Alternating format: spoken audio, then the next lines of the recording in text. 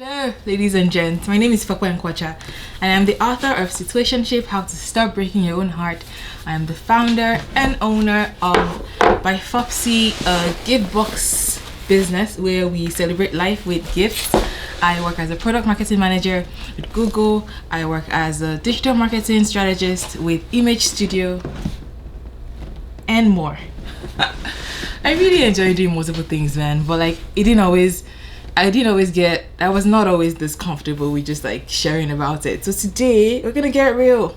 We're talking about what it feels like to do multiple things and to get comfortable with it. You ready? Yeah. Let's get started. Welcome to my YouTube channel. If it's your first time here, welcome. Please subscribe. I talk about things that I wish people talked more about, and yeah, if I can't find it, I probably will make a video about it if I think I'm experienced enough to share about it. So stay tuned. Okay, so what exactly is it to be a multi-hyphen? It means you have multiple hyphens, literally. You know how people have like, oh, I'm an author and that's it. But how about author, entrepreneur, product marketing manager, digital marketing strategist? So those are just hyphens. So that is what it means to be a multi-hyphen. It means that you do multiple things and you do them well and you're not choosing. Yeah. And for so long it was like, oh my god, I can't find people like me. Am I an anomaly? Why do I have to choose one? Am I seen as an unserious person, always having this new thing I'm doing? But recently I have just embraced it. I'm like, you know what, this is who I am, this is who God made me to be, and it is what it is. The first thing I want to say about this thing is you're made by design. And I was kind of sharing this with my friends at New Spring Church yesterday that God made us differently. If he thought you could only do one thing, then he would have left you with one thing and you could be fantastic at that one thing or whatever, and that's it. But then there might be multiple parts to you, and it's just what it is. And I actually think as human beings, more of us do multiple things than we realize. Like, people have multiple careers over their lifetime. People could have multiple careers at the same time, which is kind of the case of the multi-hyphen. You could be a photographer and director. You could be Rihanna, entrepreneur, singer, the Savage by Fenty, which is one kind of entrepreneurship. There's the what am I saying? There's the lingerie, there's the makeup, there's like different parts. There's Beyonce. There's people like Steve Harvey. They are he's a TV personality, he's an investor, he's an entrepreneur, he's a real estate person. And I feel like the more wealth you acquire, even in general, the more you're going to diversify your portfolio. But people I'm talking to today are people that are in the early stages of, you feel like you're called to many things, you feel like there are multiple things you're good at, and it feels overwhelming. Not that you don't think you can handle it, but it's just that you don't know how to present yourself, or you feel like you're less than because you don't have that one thing that you're stuck on, like everybody else. But I want to present myself to you as an example. I'm just looking down because I have notes. So today I want to just present the whole thing to you, what my experience has been getting comfortable being a multi-hyphen. The first thing is realizing that this is how God made me, and I'm not made by mistake. If God gave me 5 things, perhaps he expects me to to express all those 5 aspects of me, and I'll be doing a disservice to humanity, to myself, and even to God himself, who gave me the skills and abilities, if I was not expressing all the multiple things. Now, there might be seasons where one of them is more prominent than the other, but that's just dependent on the season, right? So when I launched my book, Situationship: How to Stop Breaking Your Own Heart, which you should totally check out on Amazon, Kindle, Apple Books, wherever you get your book. It's a really awesome book, if I do say so myself. I was in the thick of being an author, because when you launch a book, you have to kind of get people to care about it. So during that time, I was very focused on it, and it just made sense because I wanted it to be easy for people to understand exactly what they're getting when they come to my page on Instagram or my website. So I presented just that part of myself, and also that was the biggest part at the time. My day job, it wasn't something I felt passionate about, so I didn't feel the need to put it out there or anything like that. But then I'm in the season right now where I'm actually enjoying all the things I'm involved in, so I don't feel the need to fragmentize, if that's the word. So I'm all of them. So I think that there might be multiple seasons where you change the way you present yourself, but that's up to you. You don't have to you don't have to have the same story all your life. You're allowed to change your story. You know, you're writing it as you go. You're a co-author in your life story, and you're allowed to change the script. Oh, you guys should quote me on that. Totally. Anyways, the second thing I want to talk about is that the world isn't necessarily prepared for us. I think traditionally people have just picked one thing and gotten really good at it, and I think it's because of the capitalist world where we're focused on productivity, and you know, there's that phrase where I'm trying to remember that I cannot remember, where you get really good at one thing so that you can increase your productivity. Oh, I have to find it. I might not be able to rest. 1 second.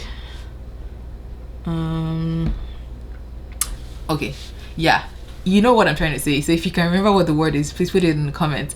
You get really good at one thing so that you can produce more, and you know, if you think of it as like an assembly line, one person gets really good at like creating the box. If it's a gift box, you know, that's a good time to talk about my gift box business. One person puts together the gift boxes and then sends it to the next person, who puts together the crinkle paper that's in it and sends it to the next person, who folds the blanket, you know. So like each person just gets good at the specific thing they're doing, and then so the world isn't necessarily prepared for people like us that are doing all of it, you know. So there's that part where you almost have to shape your own world. Like opportunities, employers, for the most part, are still expecting you to be, you know, one thing, and to be moving from, you know, junior accountant to senior accountant kind of thing. But how does it then read when you've moved from junior accountant to marketing specialist? And it feels I think it's the world that makes us feel like, you know, oh, maybe you're an unserious person. So you have to kind of take back your story, which leads me to another point. I feel like storytelling is one of the things you have to work on if you are a multi-hyphen or a multi-passionate person. You decide how you tell your story. And I think one of the biggest parts is don't be apologetic about it. There's nothing to apologize about. You will have multiple parts to you, and that's it. So don't be apologetic about it. Figure out whether you're going to focus on one part for a season, maybe also a person. Maybe during an interview you don't need to tell the whole story, or figure out if you can find a thread that ties in through all of them, so you can describe yourself as a creative person who expresses their creativity through photography and also through fashion. You know, that could be one way to explain it. You can describe yourself as somebody who feels passionate about sharing. In my case, I share on YouTube, I share in my book, I share on Instagram, and I'm also passionate about helping small businesses thrive. So that ties into my day job at Google, and also at Image Studio, I help small businesses get online. So sometimes you can find a story that ties one or two parts so that it's easier for people to understand. If you care about that, I think you should, because the world isn't necessarily set up to understand us. We're helping them understand and get good at storytelling. One of the ways to do that is also to read materials from fellow multi-hyphens. I really enjoyed Emma Gagnon, I think it's Gagnon or Gannon. The book is called the Multi-hyphen Method, and it was just helpful to read from someone who does multiple things as well. She's a podcaster, she's an author, she speaks at events, and her website actually was one of the things I found helpful when I was reading mine. At the time, I took it down for now. But it shows what it can look like to have one website for multiple things, and it doesn't look cluttered or anything. If you want to focus on her vlogger side, you can go find it, you know. So it helps to find resources from fellow multi-hyphens, read about them, follow them, so that you can see what it looks like. But to be honest, I don't think that there's going to be less of us in the future. I think the way the world is going, there'll be even more of us that are doing multiple things. Think about it. We have influencers who are influencing on social media by day, you know, they have a day job by night. We have people that are photographers by day, engineers by night, photographer, whatever, the other way around. Or my husband, he's a graphic designer, he works with illustrations as well, he's a quality analyst, he's a project manager, and he does all of them well. Oh, and then an audiovisual director as well. So like, I think that we are allowed to be multiple people, and it's just figuring out how to say it in a way that you don't seem scattered and you don't seem confused. The first thing there is not apologizing for it. When you're apologetic about it, it sounds like, yeah, people should be looking down on you or stuff like that.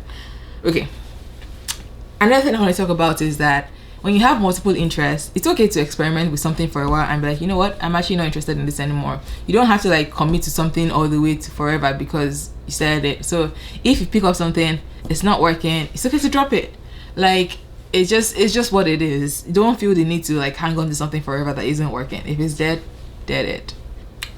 The one part I found that I struggled with the most was, you know, presenting myself online. So when I was launching my book, when I was creating my website for Bifopsy, my gift box business, I wasn't sure, like, should I put them together? But then I think deciding how big each thing stand by itself.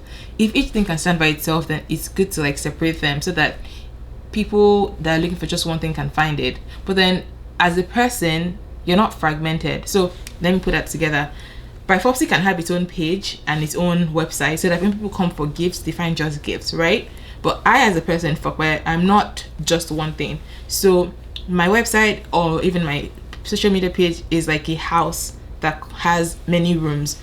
I don't cook in the bathroom. So when you get to the bathroom, you know what you're going to do in the bathroom. When you get to the bedroom, you know what you're going to do in the bedroom. Oh, I'm really feeling my analogy, you guys. But I think that's how you think about yourself as a person. You house multiple parts. So just make it obvious that this is a portfolio.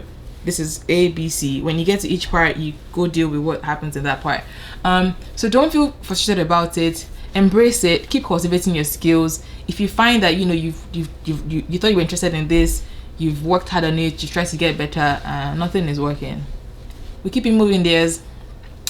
This is it for today. And if you have any other tips you want to talk about, you know, just solidarity of fellow multi-hyphens, introduce yourself in the comments. Tell me what your hyphens are. You know, I want to hear from you guys. I'm always very happy to see fellow multi-hyphens. I get really excited.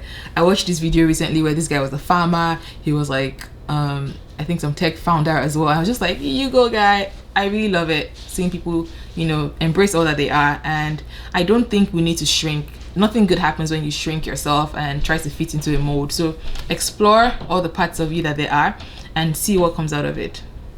If you like this, please like it and leave a comment. And I'd really love you to subscribe for more content like this. Cheers to multi-hyphens taking over the world. Bye, guys.